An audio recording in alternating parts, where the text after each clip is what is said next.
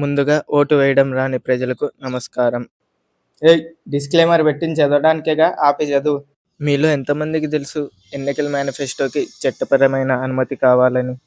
లేదా మేనిఫెస్టోని రివ్యూ చేసే ఒక ఆడిట్ రివ్యూ సిస్టమ్ ఉంటుందని మీకు తెలుసా? అలాగే మేనిఫెస్టోలో ఏమిస్తారో ఈరోజు వీడియోలో తెలుసుకుందాం. Let's get in to the video. Welcome to unqualified CM, the voice of common man. Manifesto మన జాతకాన్ని మార్చే ఒక గ్రంథం. ఇందులో మనకిచ్చేవి సంక్షేమం, ఎస్సీ, ఎస్టీ, బీసీ, ఓసీ, కాపు, అగ్రవర్ణ, ఆర్యవైశ్య, నాయి బ్రాహ్మణులు, క్షత్రియ, కార్మికులు, ఎక్స్ సర్వీస్ మెన్, ముస్లిం, క్రిస్టియన్, మైనారిటీల సంక్షేమం. అయ్య బాబోయ్, ఎన్నో సంక్షేమాలు. ఎస్సీ, ఎస్టీ, బీసీ డిక్లరేషన్ అంటే ఏంటో నాకు తెలీదు. మేనిఫెస్టోలో ఉంది, చదివేశా. అలాగే ఆయా కులాల వారికి రాజకీయ ప్రాధాన్యత మరియు ఆయా కులాలకు సబ్ ప్లాన్స్.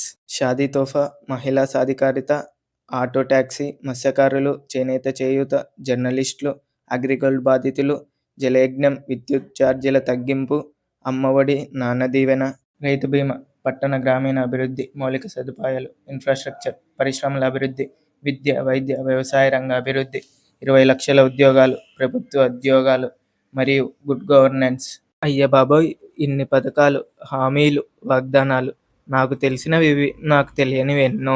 ఇలా ఎన్నో పథకాలు, హామీలు మన మేనిఫెస్టోలో రాజకీయ నాయకులు పొందుపరుస్తుంటారు. ఆ పథకాలు, హామీలు నిజంగా అమలు పరచగలరా లేదా అని రివ్యూ చేసే ఒక ఆడిట్ రివ్యూ సిస్టమ్ ఉంటుందని మీకు తెలుసా? లేదా మేనిఫెస్టో విడుదల కావడానికి చట్టపరమైన అనుమతి కావాలని మీకు తెలుసా? ఇవన్నీ మనకు తెలీదు, చెప్తా విను. కోర్ట్ ఆడిట్ రివ్యూ లేదా మేనిఫెస్టో ఆడిట్ రివ్యూ. ఒక్కో దేశంలో ఒక్కోలా పిలుస్తారు ఈ రివ్యూ సిస్టమ్ని. ఈ మేనిఫెస్టో రివ్యూ సిస్టమ్ కేవలం ప్రపంచంలో 5 నుంచి 10 దేశాల్లోనే ఉంది. నిజం చెప్పాలంటే 5 దేశాల్లో అనుకోండి.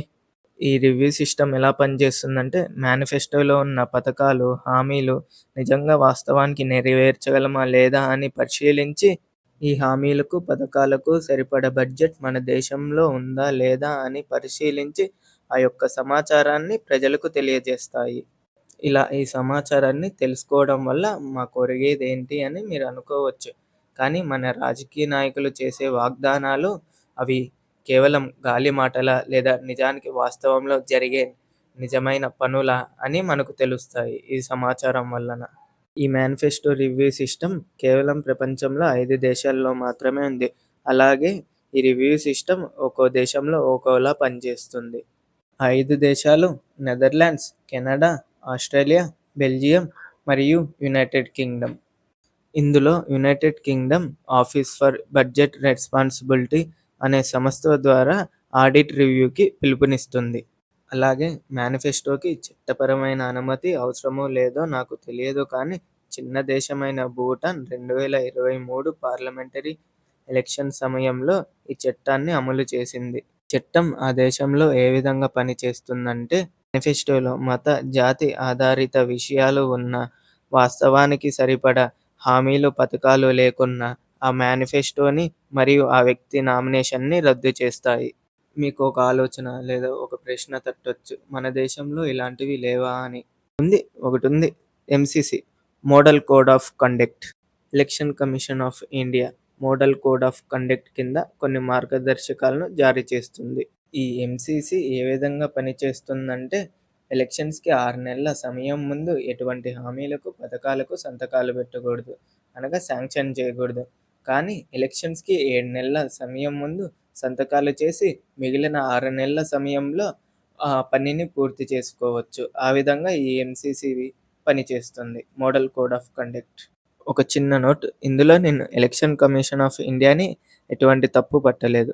కేవలం అందులో ఉన్న లూప్ హోల్స్ని ఇప్పుడున్న నాయకులు ఏ విధంగా ఉపయోగించుకుంటారా అన్నది మాత్రమే నేను తెలిపాను. ఈ వీడియో కోసం సమాచారం వెతుకుతున్న సమయంలో నాకు తెలిసిన విషయం ఏంటంటే, మనం చాలా అదృష్టవంతులమని.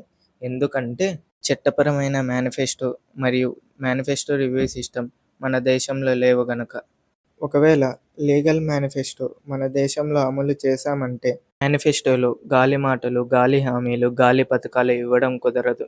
ఒకవేళ ఇచ్చిన ఆ పథకాలను, హామీలను అమలుపరచలేకుంటే ఆ ప్రభుత్వాలని లేదా ఆ నాయకులని సూటిగా లీగల్గా ప్రశ్నించే అధికారం ప్రజలకు వస్తుంది.